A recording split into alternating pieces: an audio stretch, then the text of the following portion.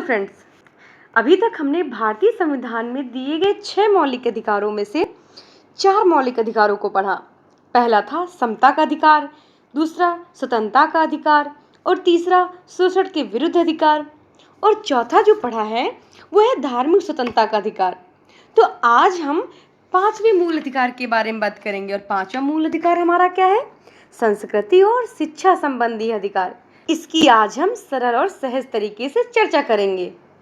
तो चलिए सबसे पहले देखते हैं कि संस्कृति और शिक्षा संबंधी अधिकार है क्या। भारत एक सांस्कृतिक विविधता वाला देश है जहाँ ढेरों अलग अलग संस्कृतियाँ एक साथ अपनी संस्कृति को बनाए रखते हुए निवास करती हैं। संस्कृति का मतलब क्या होता है? संस्कृति किसी भी सभ्यता का एक मूल तत्व होता है।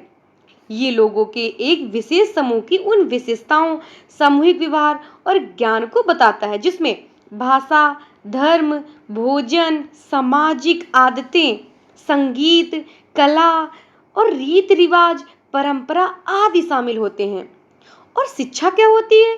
शिक्षा इन्हीं सारी चीजों को जो मैंने बताई हैं, भाषा, धर्म, भोजन, सामाजिक आदतें, संगीत और कला, रीति रिवाज, इन्हीं सारी चीजों को सीखने, सिखाने एवं उसे आगे हस्तांतरित करने की एक प्रक्रिया है। क्योंकि हमारा संविधान विविधता का सम्मान करता है और सभी को अपनी संस्कृति को बनाए रखने का अधिकार देता है, खास करके अल्पसंख्यकों को जिसकी संस्कृतियों के लुप्त हो जाने का डर सबसे ज्यादा है। और जो जवाहरलाल नेहरू का उद्देश्य प्रस्ताव था उसमें भी अल्पसंख्यकों के हितों और संस्कृतियों की सुरक्षा और उसके समुचित विकास की बात कही गई थी।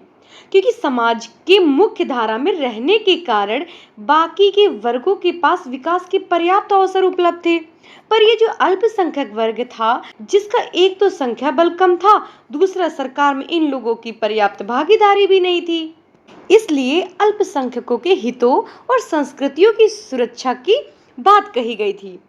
तो चलिए अब हम संस्कृति और शिक्षा संबंधी अधिकार के जो अनुच्छेद हैं उनको देख लेते हैं। संस्कृति और शिक्षा का अधिकार खास तौर पर अल्पसंख्यकों के लिए है।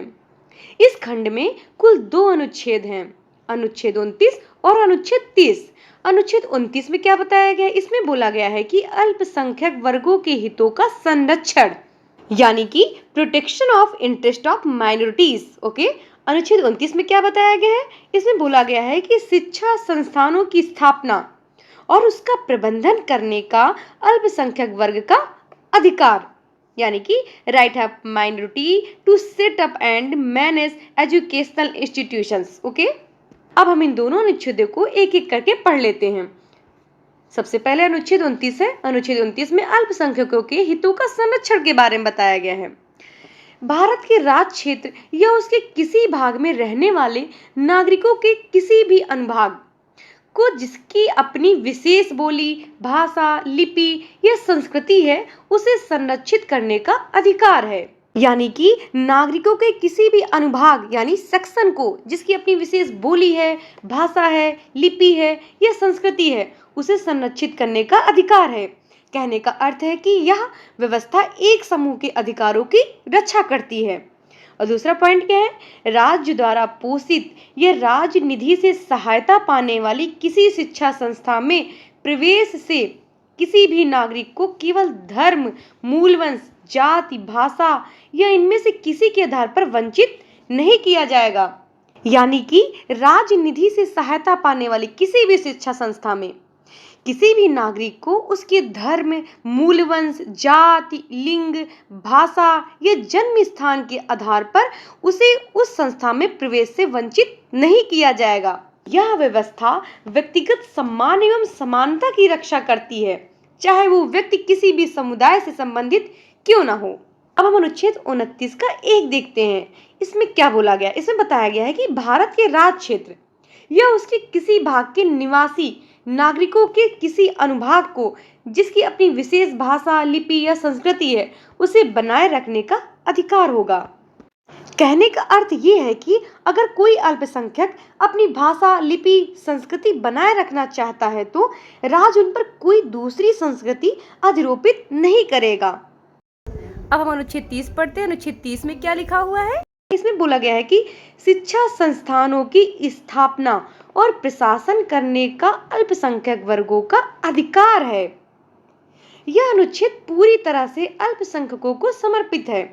भाषा पर आधारित सभी अल्पसंख्यक वर्गों को अपनी रुचि के अनुसार शिक्षा संस्थाओं की स्थापना और प्रशासन का अधिकार होगा, ताकि वे अपनी कला, संस्कृति, साहित्य और परंपरा, अपनी मान्यताएं और अपने दर्शन आदि को एक पीढ़ी से दूसरी पीढ़ी तक आसानी से पहुंचा सकें। कहने का अर्थ ये है कि प्रत्येक अल्पसंख्यक समुदाय को यह अधिकार है कि वह अपने समुदाय के बच्चों को अपने द्वारा चलाई जाने वाली शिक्षा संस्थाओं में अपनी भाषा में शिक्षा प्रदान कर सकता है।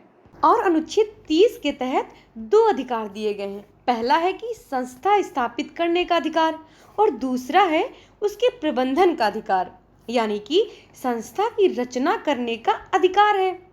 और संस्था के क्रियाकलाप के प्रबंधन में बाहरी हस्तक्षेप भी नहीं होना चाहिए, ताकि अल्पसंख्यक वर्ग संस्था कुछ वैसा बना सके जैसा कि वो ठीक समझे। तो ये था हमारा वीडियो 5वें मौलिक अधिकार पर, संस्कृति और शिक्षा संबंधी अधिकार पर। अब हम नेक्स्ट वीडियो में मिलेंगे नेक्स्ट टॉपिक के साथ, यानी कि 6वें मौलिक अधिकार के साथ। Thank you friends.